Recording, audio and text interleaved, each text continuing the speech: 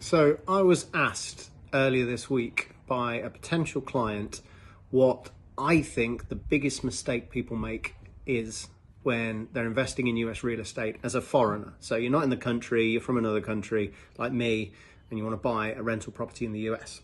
And I think the biggest mistake by far is the same mistake that I made back in 2020, and that's buying cheap properties because they look like they cash flow really well. And the second part to that is thinking that cash flow is your be all and end all, because it isn't. Invariably what happens, and this is what happened to me, is you buy these kind of cheap $80,000 properties in the rough end of town.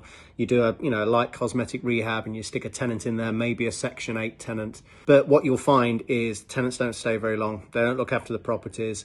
There's a lot of deferred maintenance, so your general repair costs every month are going to kill your cash flow, and then you're going to have capex on top. You're going to have new roofs, new furnaces, HVAC. You're going to have furnaces breaking down. You're going to have electrical problems. You're going to have plumbing problems. You're going to have problems collecting the rent, and those things just turn into a money pit quick. It doesn't happen overnight, but within a year, a couple of years, you're underwater on those kind of houses because you end up putting more in terms of repairs, capex, and turnovers than the property is actually worth.